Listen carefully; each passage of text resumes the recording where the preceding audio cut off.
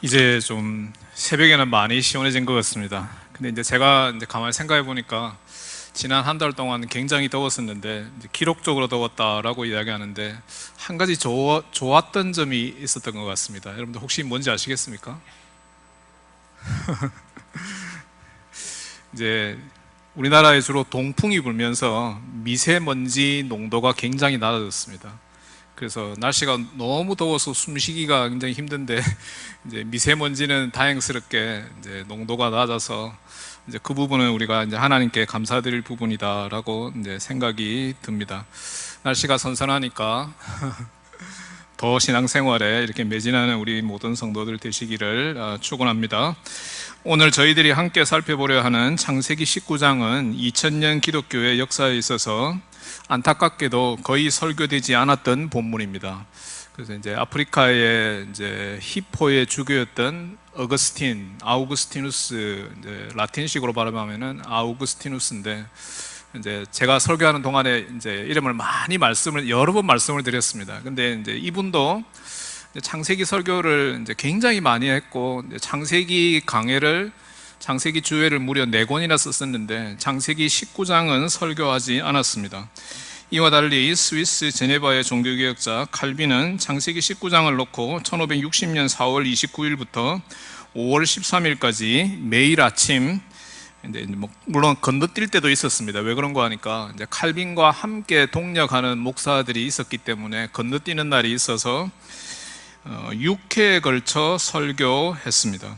지난주에 잠시 설명드린 바와 같이 18장에서부터 19장 29절까지는 창세기의 전체적 특징에 해당되는 이제 아주 많은 내용을 압축적으로 요약해서 표현하고 있는 그러한 특징과는 달리 이제 아주 짧은 시간, 창세기 18장 1절에 보면은 이제 그날 이제 해가 떴을 때, 해가 아주 뜨거울 때에 새 천사들이 아브라함에게 찾아왔다라고 했는데, 그러고 난 다음에 19장에 그 천사들 가운데 2명이 이제 소돔으로 오게 됩니다. 그리고 이제 저녁에 이제 롯의 집에 머무르고 있다가 밤중에 이제 우리가 다 읽지는 않았지만은 사실은 다 읽으면 좋은데 너무 분량이 많아서 다 읽지는 못했는데 19장 전반부에 이제 소돔 백성들이 이 천사들을 자기들 성적 파트너로 삼으려고 했다라고 하는 기사가 기록이 되어 있습니다. 그러고 난 다음에 이제 새벽 무렵에 마침내 롯이 천사들의 안내를 받아서 이제 소돔성을 떠나서 소알로 옮겨가게 됩니다. 그러고 난 다음에 이제 하나님의 심판이 소돔과 고모라에 임했고, 이제 그 성이 유황과 불에 의해서 완전히 불타서 멸망해 버리고 말았습니다. 그래서 이제 가만 생각해 보면은 이제 하루가 채 안 되는 시간이죠. 24시간이 채 안 되는 짧은 시간에 소돔에 임한 하나님의 심판의 원인과 그 시행에 대해서 이제 창세기 18장, 19장은 이제 굉장히 자세하게 기록하고 있습니다. 소돔과 그 지역의 성들에 하나님의 심판이 임했다라고 했는데, 이 성들은 어떤 성들을 가리킵니까? 우리는 일반적으로 이제 소돔과 고모라만 알고 있는데 2개가 더 포함됩니다. 창세기 14장 2절의 기록을 보면은 소돔, 고모라, 아드마 그리고 스보임의 4성이 여기에 해당된다라고 볼 수 있습니다. 이 구절에 소알이 마지막으로 포함되어 있는데, 하나님께서 롯을 살리시기 위해서 작은 성이라는 의미를 지닌 소알은 심판의 대상에서 제외되었던 것입니다. 왜 소알이 심판의 대상에서 제외되었는가에 대해서는 창세기 19장 17절에서부터 22절에 자세한 설명이 주어져 있습니다. 2 천사가 소돔을 찾아왔던 그날 밤에 이제 롯과 그의 가족들을 급히 구해내었고 산으로 피하라는 명령을 내렸습니다. 그런데 이제 롯의 반응이 굉장히 흥미롭습니다. 롯은 산으로 도망가라고 했는데 산으로 도망가기까지 너무 멉니다. 그냥 도망가다가 중간에 재앙을 만날 수 있을 것 같으니까 좀 더 가까운 곳에 있는 요 작은 성, 소알이라고 하는 요 작은 성으로 도망가면 안 되겠습니까? 이제 사실은 이제 천사한테 불평불만을 내려놓는 거죠. 왜 그 먼 데까지 가라 그럽니까? 그냥 요 가까운 데 가면 안 되겠습니까? 라고 이제 이야기하고 있는 것입니다.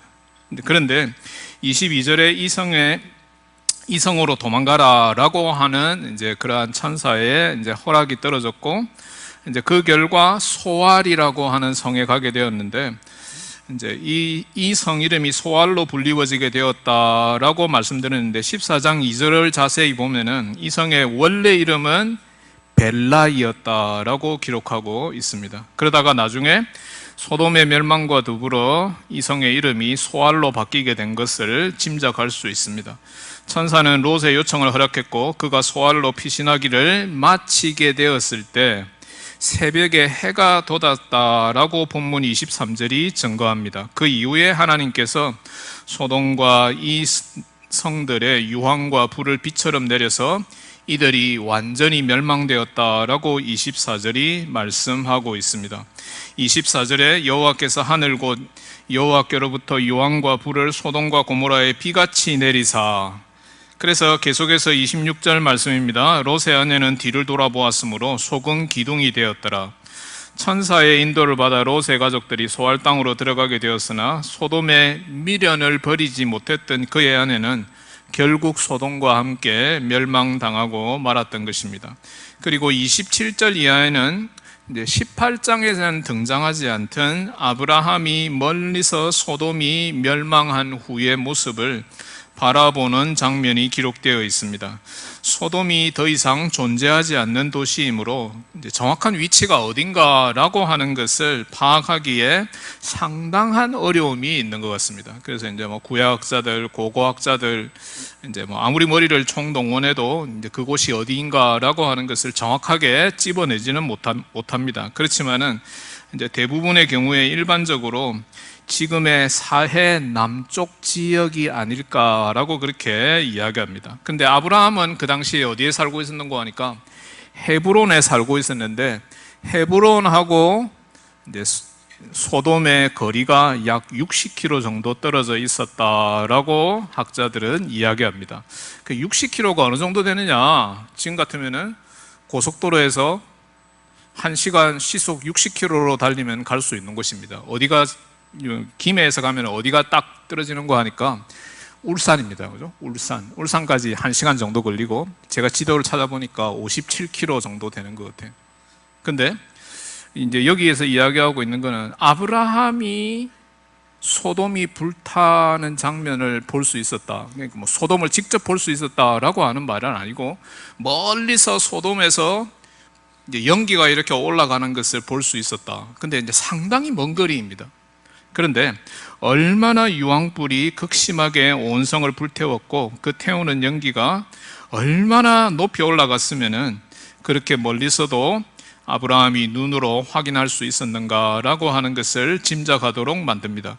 저는 소돔과 고모라의 멸망에 관한 기사를 놓고 하나님의 심판이라는 제목으로 말씀을 전하려고 합니다. 제가 만약에 여러분들과 함께 창세기를 1장부터 계속해서 이렇게 강해 설교하지 않았더라면 아마도 제 평생에 창세기 19장은 설교할 기회가 없었을 것 같습니다.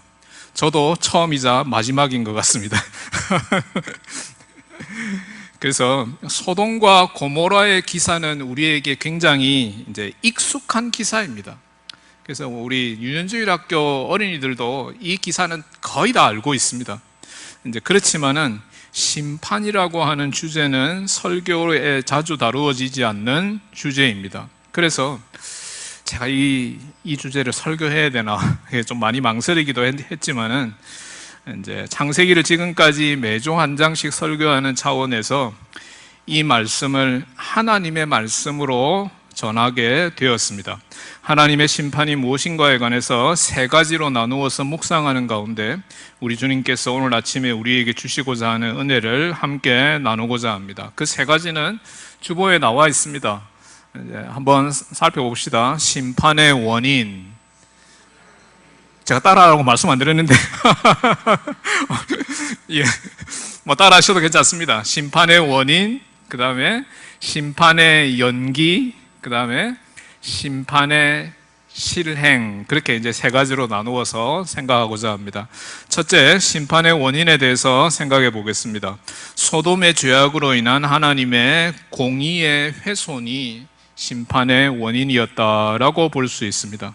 그래서 뭐 여러 가지 원인을 생각할 수 있겠지만은 이제 오늘 본문 말씀이 이야기하고 있는 가장 중요한 원인은 이곳 백성들의 가증스럽고 포악한 죄악이었습니다. 구체적으로는 동성애 행위였다라고 볼 수 있습니다. 하나님의 공의를 훼손시키는 패역한 행위였다라고 볼 수 있습니다. 여기에는 이제 19장 1절에서부터 11절에 기록된 대로 소돔을 찾아온 두 천사들을 소돔의 백성들은 자신들의 동성애 행위의 파트너로 삼고자 했다라고 하는 내용이 포함되어 있습니다. 이들의 패역하고 반인륜적인 죄악에 대해서 천사는 다음과 같은 결론을 내렸습니다. 19장 13절 말씀을 함께 읽겠습니다. 19장 13절 시작. 그들에 대한 부르짖음이 여호와 앞에 크므로 여호와께서 이곳을 멸하시려고 우리를 보내셨나니 우리가 멸하리라. 근데 이제 이 내용은 이제 바로 앞장인 18장에도 이미 나와 있습니다. 18장 20절에도 기록되어 있는데, 이제 우리가 지난주에 살펴본 대로 하나님께서 아브라함에게 장차 일어날 일들에 대해서 예언하는 맥락에서 소돔과 고모라가 멸망하게 될 것이다 라고 말씀하셨던 부분입니다. 18장 20절에 여호와께서 또 이르시되 소돔과 고모라에 대한 부르짖음이 크고 그 죄악이 심히 무거우니라. 소돔과 고모라의 동성애가 최악의 상태에 달했음에 대한 반정입니다. 이렇게 심각한 죄악에 빠진 이곳 백성들은 이제 롯의 말을 듣고 이제 롯이라고 하는 사람이 뭐라고 말하는가라고 하는 것을 잘 듣고 자기들의 이러한 행위에서부터 돌이켜야 하는데 전혀 그러지 못했고 오히려 더 적극적으로 이 악을 행했다라고 하는 것을 이 19장 전반부가 이야기하고 있는 것입니다. 무엇을 생각할 수 있는 거 하니까 이 동네에 살지 않는 사람이 찾아왔다, 낯선 사람이 찾아왔다라고 할 때 롯은 어떻게 되었습니까? 그래서 뭐 간청해가지고 자기 집에 불러가지고 여기서 쉬면서 음식을 드시고 그러고 난 다음에 이제 날이 밝으면 떠나십시오, 환대를 했었습니다. 그런데 이곳 사람들은 어떻게 생각했는가 하니까 우리 동성애 파트너가 하나 새로 왔구나, 한번 확인해 봐야 되겠다. 그래서 노소를 가리지 아니하고 뭐 어린아이, 노인 다 가리지 아니하고 다 몰려와가지고 이 사람하고 지금 성관계를 하겠다라고 달라들고 있는 것입니다. 19장 4절에서부터 5절 말씀입니다. 그들이 눕기 전에 그 성사람 곧 소돔 백성이 노소를 막론하고 원근에서 다 모여 그 집을 에워싸고 롯을 부르고 그에게 이르되 오늘 밤에 내게 온 사람들이 어디 있느냐? 이끌어내라. 우리가 그들을 상관하리라. 이들의 죄악이 우발적인 차원을 넘어서서 가정에서부터 아이들에게 전달되었을 뿐만 아니라 먼 거리도 불사하고 새로운 파트너를 대상으로 성행위를 하려고 모여들었다라고 하는 사실에 대해서 놀라지 않을 수 없게 됩니다. 이 성의 대부분의 사람들은 이런 성행위를 즐겼는데 동성애적 성행위는 많은 경우에 상당한 폭력까지 동반되었기에 많은 사람들이 피해를 입었고 거기서부터 원망이 나왔고 울부짖음이 극에 달했다라고 볼 수 있습니다. 동성애는 예나 지금이나 하나님이 가증히 여기는 죄악 중에 죄악입니다. 로마서 1장 27절 말씀입니다. 그와 같이 남자들도 순리대로 여자 쓰기를 버리고 서로 향하여 음욕이 부릴 듯하며 남자가 남자와 더불어 부끄러운 일을 행하여 그들의 그릇 때문에 상당한 보응을 그들 자신이 받았느니라. 동성애가 우리 사회에서 행해지고 있다면 이는 반드시 저지되어야 합니다. 우리나라가 동성애 프리존이냐? 우리나라는 동성애가 아주 왕성하게 일어나고 있는 나라입니다. 그래서 우리나라 대도시들, 그러니까 뭐 서울, 대구, 부산은 해마다 퀴어 축제라고 하는 것을 개최하고 있습니다. 그래서 이제 제일 많이 모였던 도시가 놀랍게도 대구였습니다. 대구는 아주 보수적인 도시인데 대구에서 동성애자들이 제일 많이 모여서 퀴어 축제를 한 적이 있습니다. 모인 숫자가 250만이었다고 합니다. 부산에서도 보통 100만 명 이상 모이고 서울에도 지난 6월 달에 모였는데 180만 명 이상 모였다고 합니다. 그러니까 이제 어마어마한 숫자인데 사실은 더 문제가 되는 거는 서울에서 그렇게 퀴어 축제를 한다라고 할 때 서울시가 그걸 허락해 주는 거죠.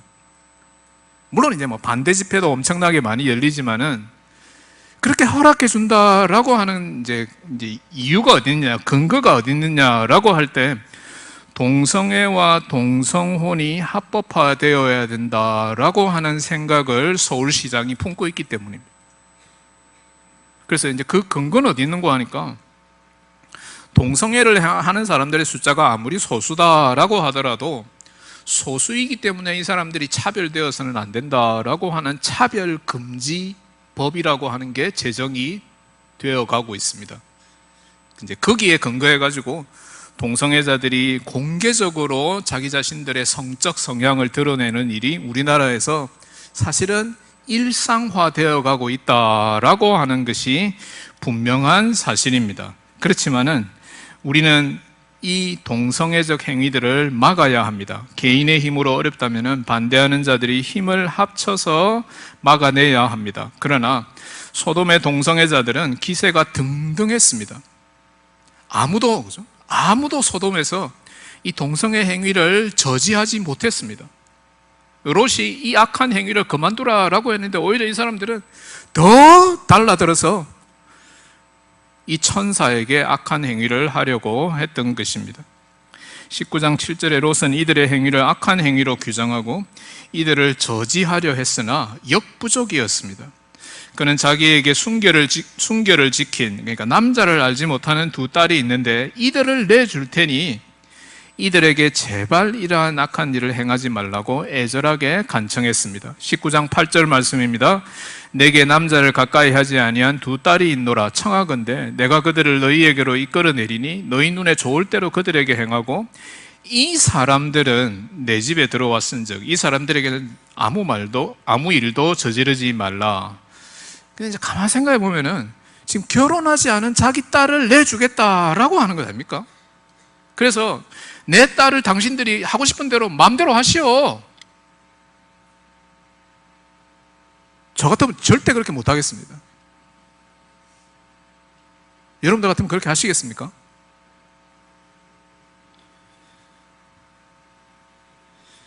결혼하지 않은 딸을 내어준다는 것은 죽음보다도 더 수치스러운 것이었지만은 롯의 양심은 이렇게 값비싼 대가를 치르면서도 이들의 악행을 저지하고자 하도록 만들었던 것입니다. 왜 그렇게 했습니까? 이들의 행위가 하나님의 심판과 죽음을 불러일으키는 악행임을 너무나 잘 알고 있었기 때문입니다. 소수자들의 인권이 보호되어야 한다, 차별이 금지되어야 한다라고 하는 주장으로 동성애를 미화하고 포장할 수 있겠지만은 동성애는 죽음에 해당되는 죄라고 성경은 여러 곳에서 분명히 밝히고 있습니다. 동성애를 위시한 이들의 가증스럽고 패역한 죄악이 하나님의 심판을 촉발시켰던 것입니다. 우리는 이들의 행위를 보면서 우리는 동성애자가 아니고 우리는 게이도 아니고 레즈비안도 아니기 때문에 아무런 문제가 없다 라고 생각하지 않아야 할 것입니다. 이들의 행위를 보면서 경고를 받고 스스로를 돌아보아야 할 것입니다. 시편 139편 23절 24절 말씀입니다. 하나님이여 나를 살피사 내 마음을 아시며 나를 시험하사 내 뜻을 아옵소서. 내게 무슨 악한 행위가 있나 보시고 나를 영원한 길로 인도하소서. 우리 모든 교우들도 혹시나 있을지 모르는 죄악된 행위들을 버리고 선하고 영원한 길을 걸어가는 복된 교우들 다 되시기를 우리 주님의 이름으로 축원합니다. 둘째, 심판의 연기 또는 지체에 대해서 살펴봅시다. 심판이 지금 연기되고 있다, 지체되고 있다라고 할 때 근데 그것은 하나님의 은혜가 아직까지 지속되고 있다라고 하는 것을 뜻합니다. 하나님의 오래 참으심 덕분에 하나님께서 이 백성들을 당장이라도 다 멸망시켜야 마땅하지만은 그럼에도 불구하고 하나님께서 이 백성들을 살려두고 계신다라고 하는 것입니다. 소돔의 동성애를 위시한 여러 죄악들과 이로 인한 하나님의 공의의 훼손은 그의 진노와 심판의 원인이었습니다. 하나님께서 이들을 즉시에 심판하고 진멸하실 수 있음에도 불구하고 심판은 즉각적으로 시행되지 않았습니다. 하나님은 그의 은혜로 죄악을 범하는 백성들에게 오래 참으시면서 이들이 회개하고 돌아오기를 원하시고 기다리고 계십니다. 창세기 6장 3절에 기록된 대로 노아의 시대에는 하나님의 심판이 무려 120년 동안 지체되었습니다. 그러나 소돔은 회개하지 않았습니다. 창세기 13장 13절의 증거대로 롯이 소돔에 도착하기 전에 이 도시는 이미 악한 도시였습니다. 의인 롯은 그곳에서 자행되는 죄악을 목격하고 살아가면서 슬퍼하고 고통받았다라고 베드로후서 2장 7절에서부터 8절이 다음과 같이 증거합니다. 불법한 자들의 음란한 행실로 말미암아 고통당하는 의로운 롯을 건지셨으니 이는 이 의인이 그들 중에 거하여 날마다 저 불법한 행실을 보고 들음으로써 그 의로운 심령이 상함이라.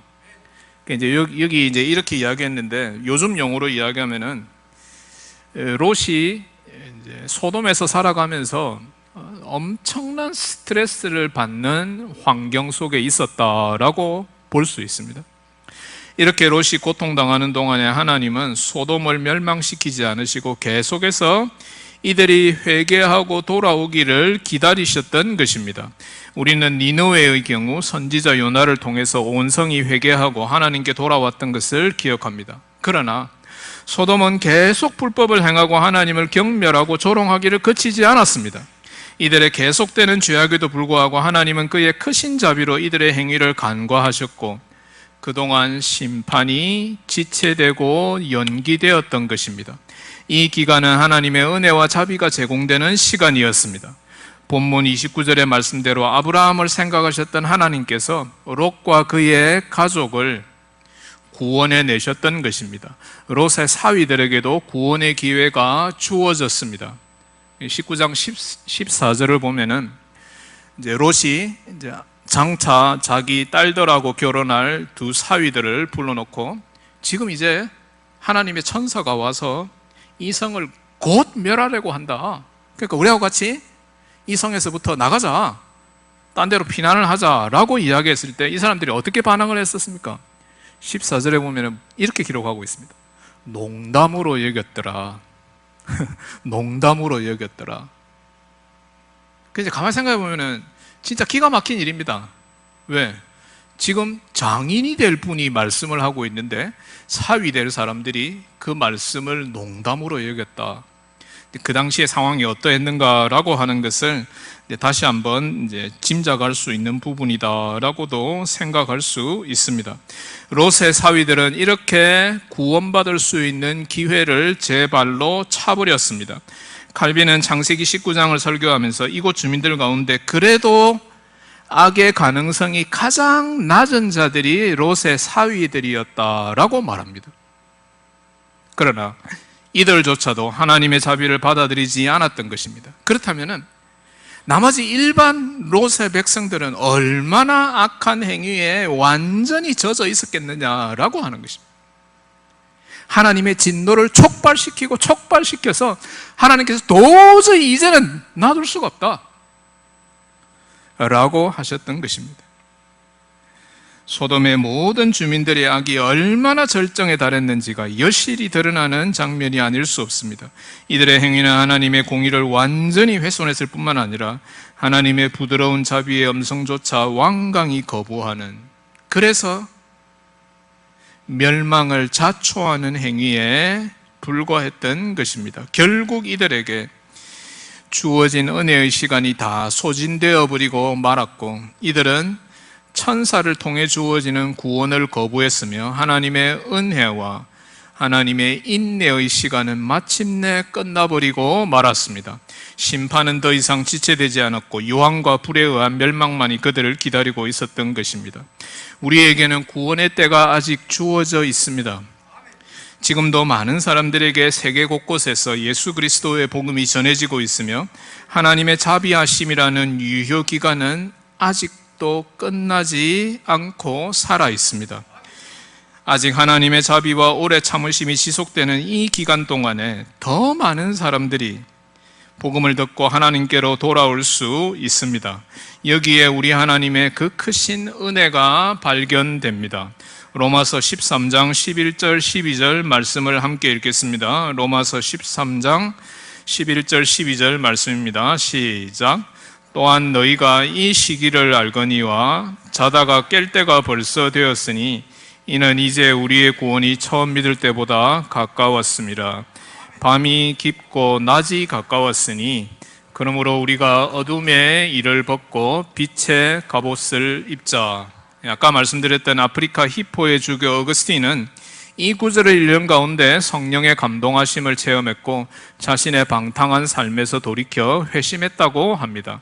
아직도 죄악의 깊은 밤에서 깨어나지 못하고 헤매고 있는 사람들이 우리 주변에 얼마나 많은지 모릅니다. 하나님의 자비하심과 오래 참으심의 기간이 끝나고 심판의 시간이 도래하기 전에 이들에게 예수 그리스도의 복음이 전파되어야 할 것입니다. 그래서 이들이 복음의 기쁜 소식을 듣고 잠에서 깨어나 빛 대신 예수께로 나올 수 있도록 우리 교회는 복음 전파에 더욱 힘쓰고 이를 위해서 총력을 경주하는 교회가 되어야 할 것입니다. 이런 교회가 되기를 축원합니다. 이런 교회가 우리 주님 보시기에 아름답고 복된 교회임을 믿고 전진하는 우리 모두가 다 되어야 할 것입니다. 셋째, 마지막입니다. 심판의 실행에 대해서 생각해 보겠습니다. 심판의 실행을 통해서 하나님께서는 자기 자신의 손상된 명예를 회복시키십니다.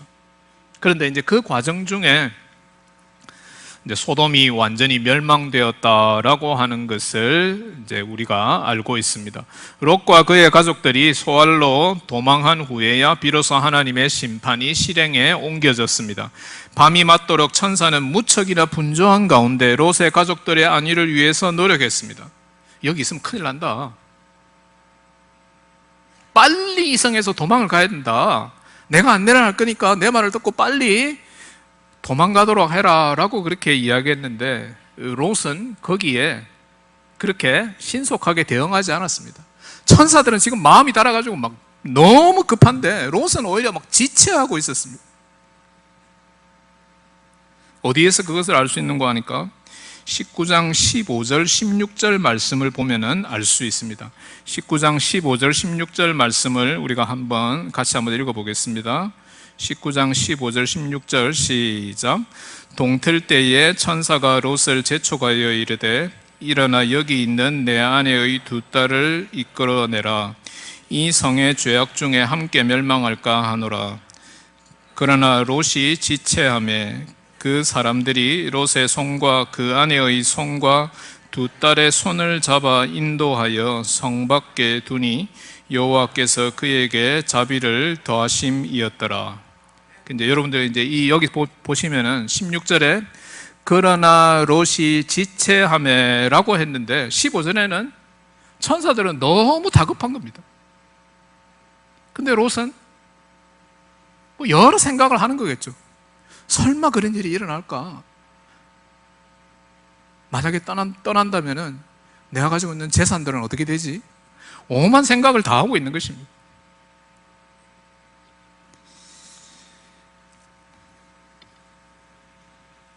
그럼에도 불구하고 하나님께서는 의인 롯을 건져내셨습니다. 소돔을 향한 무서운 심판이 내려지기 직전에 하나님이 건져내셨던 것입니다. 오늘 본문 말씀의 결론에 무엇이라고 기록되어 있습니까? 본문 29절 말씀을 함께 읽겠습니다. 29절 시작. 하나님이 그 지역의 성을 멸하실 때, 곧 롯이 거주하는 성을 엎으실 때에 하나님이 아브라함을 생각하사 롯을 그 엎으시는 중에서 내보내셨더라. 심판이 실행되기 전에 롯은 아브라함 덕택의 구원을 받았습니다. 하나님께서 아브라함과 맺은 언약과 아브라함의 기도를 기억하시고 롯에게 최종적 은혜, 즉 구원을 베푸셨습니다. 여기에서 잠깐 롯이 받은 구원에 대해서 생각해 보고자 합니다. 롯이 받은 구원은 두 가지로 생각할 수 있는데, 첫째, 겨우 받은 구원이었습니다. 제 여기 원고에는 어떻게 표현을 했는가 하니까 겨자하고 우자 사이에 제가 줄을 여러 번 쳐놨습니다. 여러분들 뭔지 아시겠습니까? 그러니까 겨우 받았다는 말이 아니고 진짜 겨우 받았다라고 하는 말입니다. 겨우 받은 구원이었다, 억지로 받은 구원이었다라고 하는 뜻입니다. 그는 소돔에 거주하면서 이성의 죄악을 듣고 보는 가운데 심령에 많은 괴로움이 있었습니다. 이들의 죄악이 그의 양심을 불편하게 했고 스트레스로 다가왔음을 아까 말씀드린 대로 19장 전반부가 증거하고 있습니다. 그렇기 때문에 그는 사실은 하나님의 구원을 하나님의 온전한 은혜로 받았다라고 하는 차원에 있어서는 하나님의 찬양을 받으셔야 하지만은 그가 하나님의 음성을 듣고 천사들의 음성을 듣고 기쁜 마음으로 구원의 대열에 참여했느냐? 그렇지 않았다라고 하는 것입니다. 그래서 둘째로 그가 받은 구원은 부끄러운 구원이었다라고 생각할 수 있습니다. 우리는 롯의 구원을 보면서 경고와 훈계를 받게 됩니다. 로마서 1장 16절 말씀입니다. 내가 복음을 부끄러워하지 아니하노니 이 복음은 모든 믿는 자에게 구원을 베푸시는 하나님의 능력이 됨이라. 먼저는 유대인에게요 그리고 헬라인에게로다. 사랑하는 우리 교우 여러분, 복음에 더욱 감사하고 이 복음을 자랑스럽게 여기고 증거하는 우리 모든 교우들 다 되시기를 축원합니다. 롯과 그의 가족들이 안전하게 소돔을 떠난 후에야 비로소 심판이 행해졌던 것입니다. 소돔의 죄악으로 인해 지금까지 하나님의 공의가 여지없이 훼손되었다면 하나님께서 그 성을 갈아엎으심으로 말미암아 드디어 이 공의가 회복되었습니다. 그 성은 멸망당해서 완전히 잿더미로 변했고 아까 말씀드린 대로 이제는 그 흔적도 찾아볼 수 없게 되었습니다. 어떤 사람은 여기에서 사랑의 하나님이 왜 자신이 만드신 이 세상을 심판하시는가라고 하는 질문을 던지기도 합니다. 그런 질문은 어느 정도 일리가 있는 질문입니다. 하나님이 정말 사랑의 하나님이시라면 왜 이 세상을 심판하셔야 하는가라고 하는 질문입니다. 그러나 가만히 생각해 보면은 세상이 죄악을 범함으로써 하나님의 공의를 훼손하고 그의 이름을 경멸하고 조롱했던 것입니다. 천지의 주제이신 하나님은 모든 사람의 찬송과 존경의 대상입니다. 이런 하나님의 명예에 손상이 가해진 채로 하나님은 남아 계실 수 없으며 또 그렇게 남겨진 채로 가만히 계시지 않습니다. 우리 하나님이 가만히 계시는 것 같은데 사실은 이 세상에 벌어지고 있는 모든 일들을 일일이 낱낱이 정확하게 다 알고 계시는 분입니다. 일일이 하나도 빠뜨리지 않고 세상에 벌어지고 있는 일들을 다 알고 계신다라고 하는 뜻입니다. 생각하면 생각할수록 너무나 기이한 일입니다.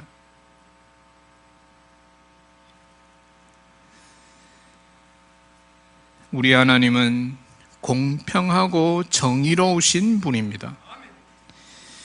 그는 자신의 정확한 판단에 근거해서 세상을 공의롭게 판단하고 재판하시는 재판관이십니다. 그러므로 하나님의 심판에는 어떤 편파적인 거나 부당한 것이 전혀 발견되지 않습니다. 하나님은 모든 행위에 있어서 정확무오하고 전적으로 의로운 분입니다. 그렇다면 그의 심판도 공의로운 심판임이 너무나 분명합니다. 그의 심판은 비록 연기되기도 하고 지체될 수도 있으나 이는 궁극적으로 하나님의 은혜와 오래 참으심의 결과에서부터 비롯된 것입니다. 여기에서 인간을 향한 하나님의 구원이 비롯됩니다. 그러나 때가 이르면은 하나님은 온 세상을 공의로 심판하실 것입니다. 온 세상의 모든 죄악들이 호리도 남김없이 다 드러나게 되고 이들은 낱낱이 하나님 앞에 다 아뢰어지게 될 것입니다. 우리나라 말에 이실직고라는 말이 있습니다. 많이 들어보신 표현이죠. 이 이실직고라는 말이 딱 어울리는 대목이다라고 볼 수 있습니다. 아까도 말씀드린 대로 하나님은 자신이 만드신 세상에서 벌어지는 일들을 하나도 빠뜨림 없이 다 살펴보고 알고 계시고 기억하고 계십니다. 이것이 하나님의 전지성의 의미입니다. 아마도 이 점에 있어서 하나님의 모습이 어떻게 보면 이제 가장 대단하다는 슈퍼컴퓨터의 모습과 비슷하다라고도 볼 수 있을 것입니다. 어떻게 그게 가능할까? 하나님께서 이 세상을 창조하시고 난 다음에 지금까지 살았던 모든 사람들이 했던 일들을 하나도 빠뜨리지 않고 몽땅 다 기억하고 계신다. 생각하면 생각할수록 머리가 아파오는 일이다라고도 볼 수 있을 것입니다. 그렇지만 우리 하나님은 그런 하나님입니다. 왜 하나님이 그렇게 이 세상의 모든 일들을 다 낱낱이 알고 계셔야 하는가? 하나님이 공의로 이 세상을 심판하시기 위해서입니다. 하나님이 이 세상을 그냥 얼렁뚱땅 심판하시는 것이 결코 아니다라고 하는 것입니다. 온 세상에 생존했던 모든 사람들이 그의 심판의 대상이 될 것이며 여기에는 어떤 예외도 있을 수 없습니다. 그래서 믿는 사람들도 심판받느냐? 예, 받습니다. 하나님의 심판대 앞에 다 서게 되어 있습니다. 그런데 믿는 사람들은 하나님의 심판을 받지만은 정죄함은 없다라고 성경은 말하고 있습니다. 복음을 통해서 예수를 구주로 믿는 자들에게는 심판에 따르는 정죄함은 결코 있을 수 없습니다. 로마서 8장 1절에서부터 2절 말씀을 함께 읽겠습니다. 로마서 8장 1절에서부터 2절 말씀입니다. 시작. 그러므로 이제 그리스도 예수 안에 있는 자에게는 결코 정죄함이 없나니 이는 그리스도 예수 안에 있는 생명의 성령의 법이 죄와 사망의 법에서 너를 해방하였음이라. 그렇습니다. 여기에 우리가 믿는 예수 그리스도 복음의 진짜 핵심이 있습니다. 우리가 다 하나님의 진노와 저주를 받아서 멸망받아야 할 대상임이 너무나 분명하지만은 하나님께서 예수 그리스도의 공로로 우리 모든 죄악을 다 덮어주시고 그래서 우리가 지옥불에 떨어지지 아니하고 천국으로 올라갈 수 있게 되었다. 천국에 들어가서 하나님과 영원토록 함께 거할 수 있게 되었다라고 하는 것이 바로 우리가 믿고 있는 성경이 가르치고 있는 복음의 진짜 핵심입니다. 어디에 핵심이 있습니까? 다 마땅히 진노와 저주를 받아야 하는데 하나님께서 그의 놀라운 은혜로 우리가 도저히 깨달을 수 없는 그의 은혜로 말미암아서 우리에게 자기 아들 예수 그리스도를 보내주셨고 그가 십자가에 달려 죽으시고 부활하심으로 말미암아서 우리가 그의 공로 의지해서 천국 길을 가게 되었다라고 하는 것입니다. 그래서 우리가 예수 그리스도를 믿고 이 세상에서 복을 받아서 잘 된다라고 하는 것은 그거는 분명한 진리입니다. 아브라함의 경우에도 그죠? 아브라함의 경우에도 하나님께서 아브라함을 부르시고 그에게 복을 주셨습니다. 그래서 그가 너무나 잘 되었습니다. 우리가 지금까지 살펴본 대로 엄청난 거부가 되고 여러 차원에서 잘 되었습니다. 근데 아브라함이 하나님을 그렇게만 알았느냐? 나에게 복 주시는 여호와 하나님 그렇게만 알았느냐?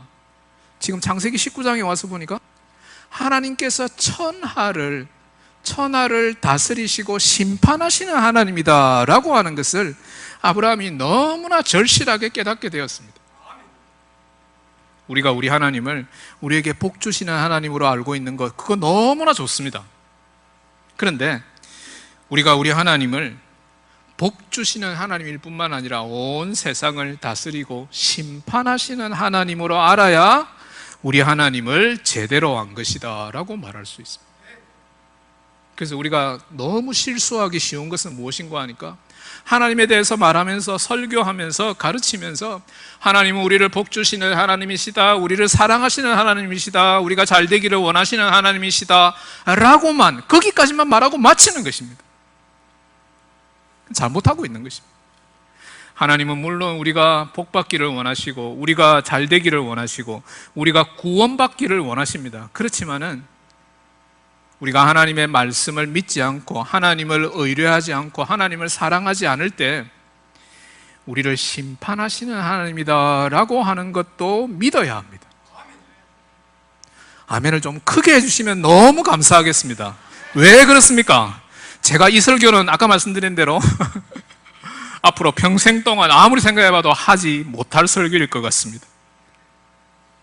우리가 복음을 통해서 예수 그리스도를 믿게 되었다라고 할 때 그 예수 그리스도의 공로로 말미암아서 우리에게 심판이 다가온다라고 하더라도 우리가 두려워할 거 하나도 없다. 왜? 심판의 자리에서 우리가 정죄함을 받지 아니할 것이다. 지옥불에 떨어지지 아니하고 천국으로 올라가게 될 것이다. 라고 하는 그러한 확신을 가지고 신앙생활하는 우리 모든 성도들 다 되시기를 우리 주님의 이름으로 축원합니다. 사랑하는 우리 교우 여러분, 오늘은